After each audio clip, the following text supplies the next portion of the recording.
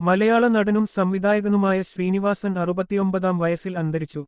മലയാളികളെ ചിരിപ്പിക്കുകയും ചിന്തിപ്പിക്കുകയും ചെയ്ത പ്രതിഭയായിരുന്നു ശ്രീനിവാസൻ. 200-ലധികം ചിത്രങ്ങളിൽ അദ്ദേഹം അഭിനയിച്ചു. 48 വർഷം നീണ്ട സിനിമാ ജീവിതത്തിന് വിരാമമായി. നടനും തിരക്കഥാകൃത്തും സംവിധായകനുമായ ശ്രീനിവാസൻ 69 അന്തരിച്ചു. അദ്ദേഹം തൃപ്പൂണിത്തുറ താലൂക്ക് ആശുപത്രിയിൽ അവസാന ശ്വാസം വിട്ടു.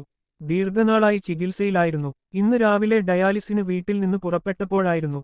തൃപ്പൂണിത്തുറയിൽ എത്തിയപ്പോഴാണ് ആരോഗ്യനില മോശമാകുന്നത്. ഭാര്യ വിമല കൂടെയുണ്ടായിരുന്നു. അദ്ദേഹം മലയാളിക്കുകാർക്ക് സാധാരണ ജനങ്ങളുടെ പ്രശ്നങ്ങൾ ഹാസ്യത്തിന്റെ ലാളിത്യത്തിൽ അവതരിപ്പിക്കുന്ന പ്രത്യേക കഴിവുണ്ടായിരുന്നു.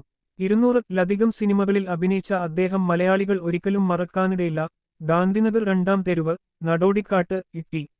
പി. ബാലഗോപാലൻ, എം. എ. സന്ദേശം, വടക്കുനോക്കിയന്ത്രം, തലയണമന്ത്രം തുടങ്ങിയ ചിത്രങ്ങൾ കേരള സംസ്ഥാന പുരസ്കാരം 5 തവണ ലഭിച്ചിട്ടുണ്ട്.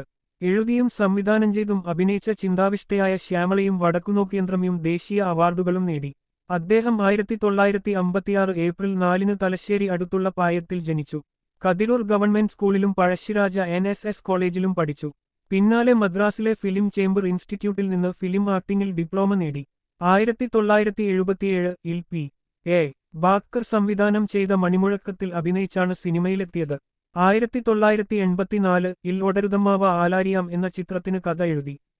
ശ്രീനിവാസൻ സംവിധാനം ചെയ്ത വടക്കുനോക്കിയന്ത്രം, ചിന്താവിഷ്ടയായ ശ്യാമള പോലുള്ള ചിത്രങ്ങൾ വൻ ജനപ്രീതി നേടി. അദ്ദേഹം തിരക്കഥ എഴുതിയ പ്രശസ്ത ചിത്രങ്ങളിൽ ചിലത്: Sanmanassullavarkku Samadhanam, T. P. Balagopalan, M. A. Gandhinagar Randam Theruvu, നടോടിക്കാട്ട്, Thalayanamanthram, ഗോളാന്തര വാർത്ത, ചമ്പക്കുളം തച്ചൻ, വരവേൽപ്പ്, സന്ദേശം, ഉദയനാണു താരാം, മഴയെത്തും മുമ്പേ, അഴകിയ രാവണൻ, ഒരു മറവത്തൂർ സ്വപ്നം, അയാൾ കഥയെഴുതുകയാണു, കഥ പറയുമ്പോൾ തുടങ്ങിയവ.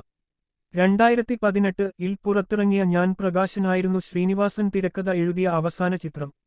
ഭാര്യമാര്: വിമല. മക്കൾ: വിനീത് ശ്രീനിവാസൻ, ധ്യാൻ ശ്രീനിവാസൻ.